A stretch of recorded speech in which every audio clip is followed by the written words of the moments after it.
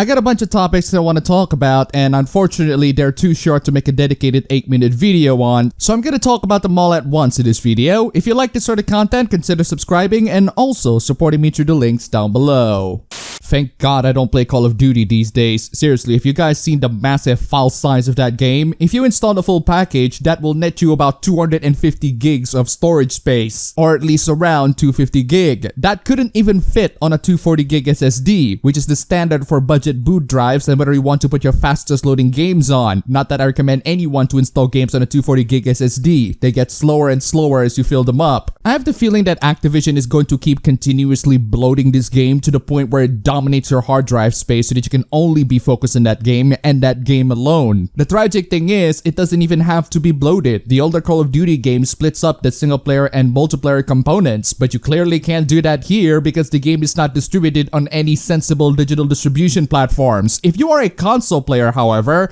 you are in luck because you can pretty much delete parts of the game that you don't want. If you're on PC, however, you have to download Activision's own digital distribution platform because that's where Activision can get 100% of the share. Activision simply hasn't provided a way for you to split them in three on the PC. And speaking of consoles, did you know that Call of Duty esports are going to be played on the PC, but you cannot use mouse and keyboard? It's because competitive Call of Duty is a primarily console thing back then, and it continues to this day, except we run the games on a PC now because there are a lot of frame rate issues on the console. So if you're by any chance naive enough to think that I'm gonna spend money on this overly expensive bloated hog of a software, you would be mistaken. Even my brother, who is a frequent Call of Duty player, wouldn't touch this game with a 10-foot pole. And seriously, with the way the game just eats up that amount of space, I've seen yandere relationships that are less restrictive.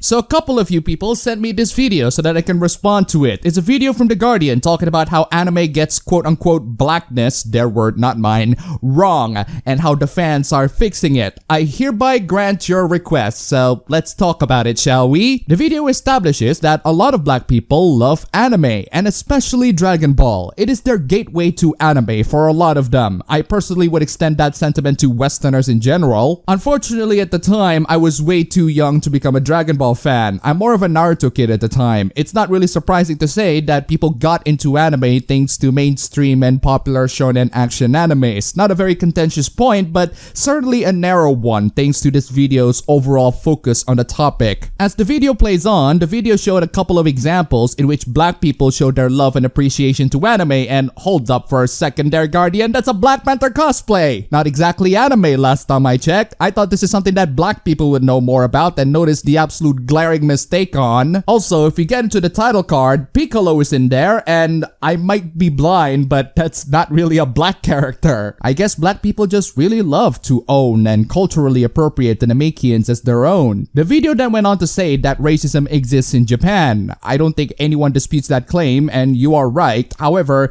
you can't always extrapolate racial discrimination out of the designs of fictional characters. Hanlon's razor, never attribute to malice which can be attributed to stupidity, or as I'd like to extend that to literally anything else. This is a razor that I will apply to every single example being shown in this video. The video cites a character from Durarara, which is not exactly a new anime, and a character that appears in the first episode. The character is used to highlight the example that black people are not treated well in anime. That's not really a good example, considering that the first encounter with this character is one of the main characters questioning in how to approach him in a way that doesn't sound offensive. That is about as every bit as respectful as you can get with him, or at least to the main character. And this is an anime from 2010, adapted from a light novel from 2004. The next one is Sister Crone from The Promised Neverland. In case you don't know, the premise of the series is that there are kids being nursed and cared for in an orphanage, but they found out that they will be fed to monstrous demons. The caretakers know that the children are gonna be fed to the demons and nurse them so that they can taste better or something. One of those caretakers was Sister Crone, and if you guys didn't get it yet,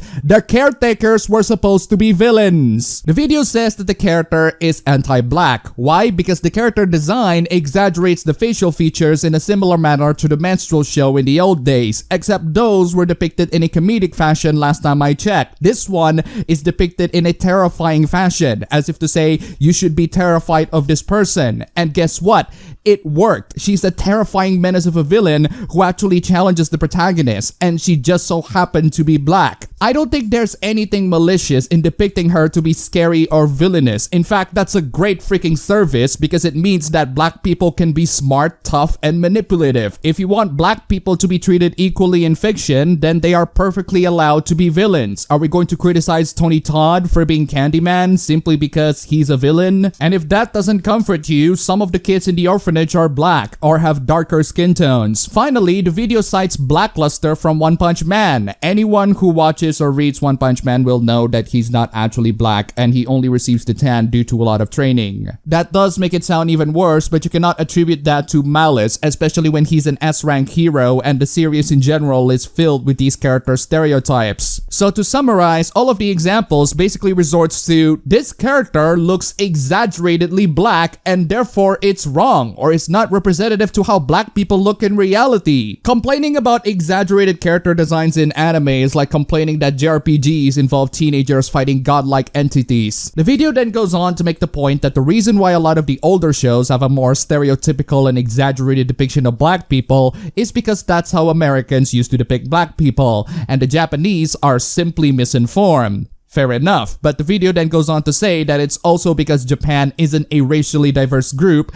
and it's not just ignorance that caused them to depict black people that way. In fact, it's even a conscious one. Again, I just don't see how you can attribute a lot of these examples as malicious when their actual depictions in the show are not as reductive as the video clearly did not show or even talk about. They just look at the character's design and say, that looks racist. Also, did you just cite a Pokemon as an example? The video then talks about anime fans. Apparently, being an anime fan as a black person is not safe because you cannot share your hobby and passion without being mocked on the internet. Welcome to the club, all of you black weebs out there. That's how it is for everyone here. The video shows examples of black cosplayers being sent hate comments for cosplaying as characters who aren't black. That's just what happens when people decide to cosplay as characters who are not the same skin color as them. And this includes white people cosplaying as non-white characters. I can cite you one example in which some Japanese people are actually being supportive of black people cosplaying as characters that don't have the same skin color as them. Personally, I think anyone can cosplay as any character regardless of their race. I really don't care. Any haters from any side of the conversation can go suck my melanin. The video then asks a really stupid question. Why do black people love anime so much even if there's so much racism in anime? Because anime is cool? The video gives this answer as if it's a grand revelation. Another interesting answer is how anime depicts underdog characters who are constantly shunned and discriminated against, something that black people can relate to. The example that they give is Naruto, which is a very good example, don't get me wrong, but it does kind of show one very interesting thing. Black people can relate to characters that are not black. So why do we need all of that representation nonsense if that's the case, Anime News Network? Finally, we get into the part of the video that brings the overall point in how black people can quote-unquote fix anime. Their proposal is to have more black creators working on anime, and they show examples such as Boondocks? Boondocks is Western animation. It has an anime style, but it's a Western animation. Same goes with Avatar. The shows that you cited as examples are animations produced in Japan. Regardless, the fix is to have more black people working on anime, which is fine and all, but the thing is, just because you have black people working on them doesn't mean that they can't make a character that isn't exploitative. There's one point in the video in which a character from Cowboy Bebop is criticized for being exploitative. If you're going to criticize how a character is exploitative, why show Boondocks as a good example? They exploit everybody in that show. That being said, the overall last part of the video is not the worst thing in the world, because I do agree with the advice. If you want to have more black people involved in anime, have them to actually work with anime. If only the video focuses more on this last segment rather than carpet bombing anime and their fans with accusations of bigotry. The thing about Star Wars to me is that despite genuinely loving some of their games, one I consider among some of the best games of all time, I'm not really that invested in the actual series. The Star Wars discourse has been rather polarizing, with the negative sentiment overwhelming the positive ones, or at least in regards to the sequel trilogy films. So rest assured, I'm not that excited with the new Star Wars game Squadrons, which is more of an arcade flight sim. Kotaku decides to review the game in a manner that Kotaku always does reviews. Make sure that the people who write the review are people who shouldn't be reviewing video games. The review got into my Twitter timeline because the writer couldn't handle a certain aspect of the game, and that aspect is the fact that the writer is playing as an Imperial, as in the bad guys. No, really, the writer takes issue with the fact that he has to play as an Imperial pilot, as in the bad guys. Why? Well, it's because they're the bad guys, of course, and I just don't like the bad guys. I suggest that this person should be exempt from literally any other game that puts them on the role of the bad guys, or criminals in general. The writer says that this is a topic more complex than this review can do justice. Seriously? It's really not. I'd like you to elaborate on that because you're pretty much on the edge of stating that playing as bad guys mean that we're supporting them. It's like that extra credits video. The next paragraph is even more baffling. The Empire squaddies are diverse, but these diverse people doesn't change the fact that they're on the bad guy side and are willing to hurt those poor innocent people. That sounds awful, writer. If only these characters, setting, and plot take place in a fictional setting, at least no real person would have gotten hurt, right? As for the overall review itself, it's not the worst thing in the world, and the writer did an okay job in describing the game, so these couple of paragraphs shouldn't really be an issue, or at least you think it shouldn't. The writer makes it very clear on the summary that this is an issue that you should be concerned about. The fact that you play as the Imperials in a Star Wars video game. If Kotaku is still going to stay this way, I think we should expect the negative point of Kotaku's review of Cyberpunk 2077 to be the fact that you play as a cyber criminal.